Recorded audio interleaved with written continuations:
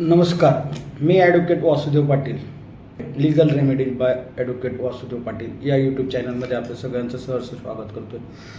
आज आपण एका नवीनच विषयावर चर्चा करणार आहेत आणि तो विषय म्हणजे बिल म्हणजे काय. आता वक्फ हा जो कायदा आहे, अल्लाह आणि इस्लाम धर्माच्या नावावर धर्मदाय हेतूने कायमस्वरूपी लेखी किंवा तोंडी कराराने दान केलेली स्थावर किंवा जंगम मालमत्ता म्हणजे वक्फ. वक्फ म्हणजे एक प्रकारे धर्मदाय संस्था किंवा ट्रस्ट. वक्फचे नियमन म्हणजे वक्फ तयार करणारा कायदा हा 1923 साली ब्रिटिशांनी पारित केला. मात्र मिळकत म्हटले की त्याचा गैरवापर होण्याचा प्रकार वाढीस लागतात, तशातला हा प्रकार आहे. इंग्रजांनी भारताच्या बाहेर जाण्याच्या अगोदर काय मोठी चूक किंवा काय करून ठेवले हे आपल्याला यामध्ये कळते. 1923चा कायदा रद्द करून त्या जागी 1954 साली दुसरा कायदा काढण्यात आला, ज्यामध्ये वक्फ बोर्डाच्या अधिकारांवर मर्यादा होती. मात्र म्हणजे 23मध्ये मर्यादा होती त्यांच्या अधिकारांवर.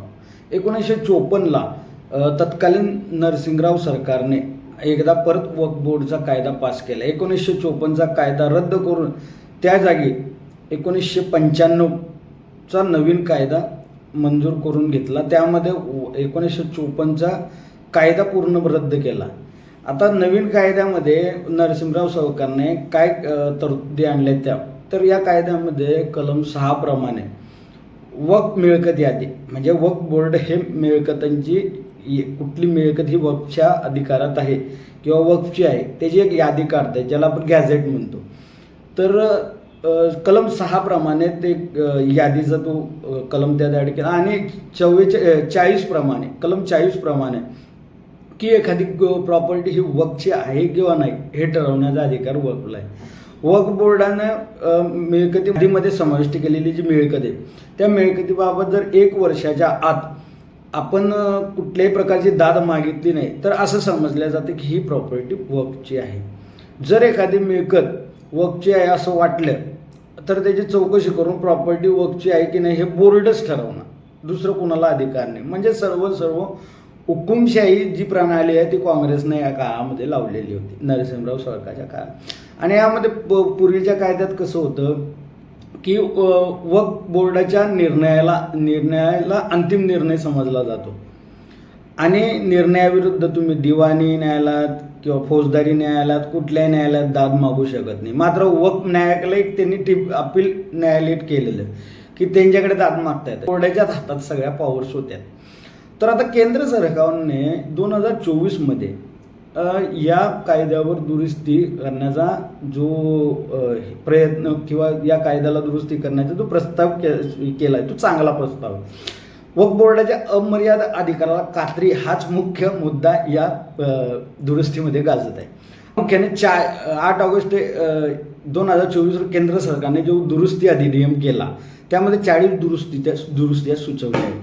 त्यापैकी काही ठराविक दुरुस्त्या मी तुम्हाला सांगतो की पूर्वापार वापराने वक्फ तरतूद काढून टाकली आहे. केंद्रीय वक्फ बोर्डाची स्थापना करण्यात यावी.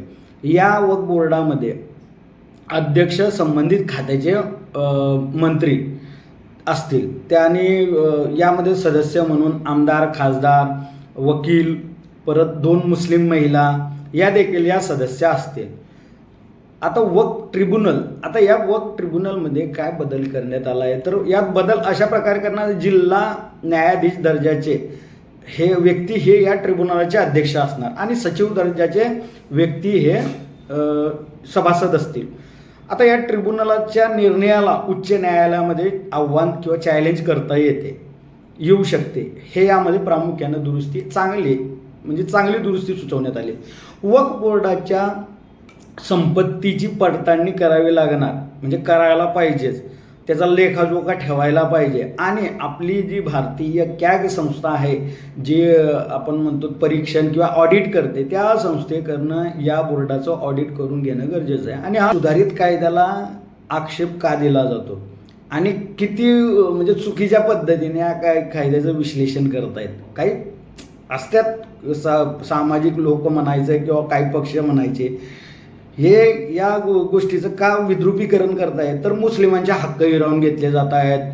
परत मुस्लिमांना म्हणजे एक प्रकारे या देशामध्ये राज्य करायचं असेल तर धार्मिक तेढ निर्माण करायलाच पाहिजे, ही जी मनशा काही लोकांची असते ते या कायद्याला सुद्धा बाधा पोहोचवण्याचा प्रयत्न करत आहे किंवा या सुधारणेला सुद्धा बाधा पोहोचवण्याचा प्रयत्न करत आहे. धर्मादाय संस्थांना आपल्याकडे धर्मादायी संस्थांना की कंपनी ॲक्ट म्हणा, पब्लिक ट्रस्ट ॲक्ट म्हणा, परत इन्कम टॅक्स ॲक्ट म्हणा, सोसायटी नोंदणी कायदा, या विविध कायद्यांमध्ये केलेल्या आढळतात नोंदण्या, बरोबर. तसंच मिळकती अतिग्रहण म्हणजे एखादी ॲप्रोच करायची किंवा एखादी जप्ती करायची आहे, सारखं कायद्याची काही गरजच नाही.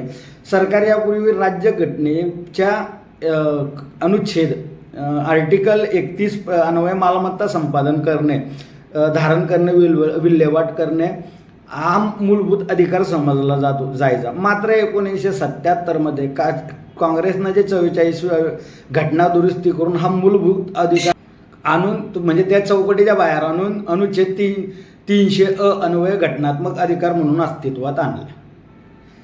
आता कायद्याचं चित्र विचित्र करण्याचे प्रकार हा आपल्या भारतात काही नवीन नाही आहे. नवीन कायदा अस्तित्वात जरी आला तरी प्रथेप्रमाणे हे प्रकरण सर्वोच्च न्यायालयात जाऊन त्या सरकारचा मार्ग कायदेशीर करेलच किंवा त्याचा बऱ्याच प्रकारे पेच काढला जाईल, त्याचा गरज आहे. चला तरी भेटूया पुढील